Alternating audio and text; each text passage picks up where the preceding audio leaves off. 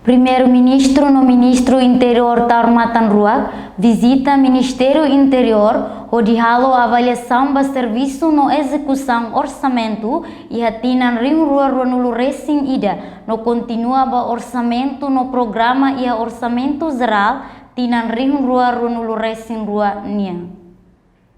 Sorumutune halau iha Ministério Interior kaikoli dili segunda-feira lorontolu nolu racing ida bulan janeiro tinane. Iha sorumutune Secretário Estado Proteção Civil Joaquim José Guzmão dos Reis hatoba primeiro-ministro com a lei orgânica nebe atualmente iha ela presidente da República no decreto lei balung sistema integrado operacional no recrutamento ba membros bombeiros fong. Sim, para você perceber ita atau bahasa primeiro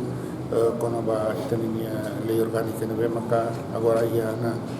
presidente da República hingga tu promulga namun ia tan lei balung decreto lei balung quando a sistema integrado operasional nebe maka ita update bahaya sebelum ministro seluruh bakusnya ministro ia tebubara namun serviço seluruh nebe maka ia italiana serviços quando bahaya italiana preparação bahaya alerta La Niña saya kita harus saya mentaya menguasa konaba italiana todos bombeiros de Benmanca agora não italiana organiza recrutamento dos bombeiros.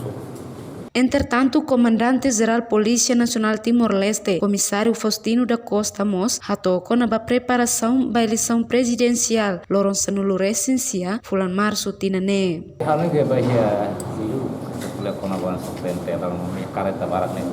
kemudian kita mensa para ya nih, juga kita dian kata kita persiawan sama nanti sambal, kalau pas kombustibel pun, buat sesuatu naik itu, Isso maka sampai preparação bahia eleição será atividade semuanya kita ya eleição